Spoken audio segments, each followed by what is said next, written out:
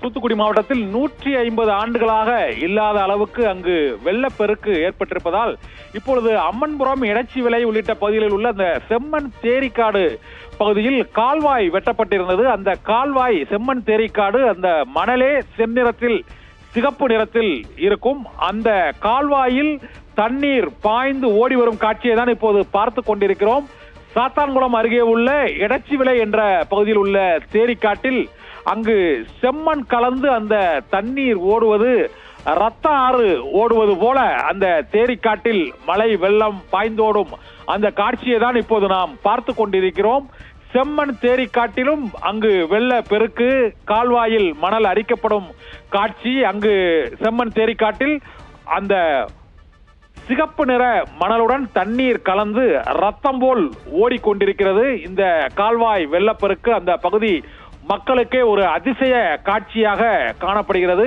தொடர்ந்து மழை வெள்ளம் பகுதியால் தூத்துக்குடி மாவட்டம் சாத்தான்குளம் பகுதியில் 60 சென்டிமீட்டருக்கும் அதிகமாக மழை பெய்துள்ள சூழ்நிலையில் எப்போதும் தண்ணீர் தேங்காத, தண்ணீரே இல்லாத ஊற்றுக்கள் மட்டுமே உள்ள செம்மண் தேரிக்காட்டு பகுதியிலும் இப்போது வெட்டப்பட்ட கால்வாய்களில் வெள்ளப்பெருக்கு ஓடிக்கொண்டிருக்கிறது. அந்த காட்சியானது செந்நிறமான ரத்த ஆறு போல் இப்போது ஓடிக்கொண்டிருக்கிறது. அதை தான் நாம் இப்போது பார்த்து கொண்டிருக்கிறோம். வரலாறு காணாத மழை பொழிவால் வரலாற்றில் முதல் முறையாக சாத்தான்குளம் மற்றும் திருச்செந்தூர் இடையே உள்ள அந்த செம்மண் தேரிக்காட்டிலும் பல ரத்த ஆறுகள், அதாவது ஓடை போல செம்மண் நிறத்தில் அந்த தண்ணீர் ஓடுவது, அங்கு ரத்தமே ஆறாக ஓடுவது போல காட்சியளிப்பது அந்த பகுதி மக்களுக்கு வியப்பையும் ஆச்சரியத்தையும் ஏற்படுத்தி இருப்பதாக கூறப்படுகிறது.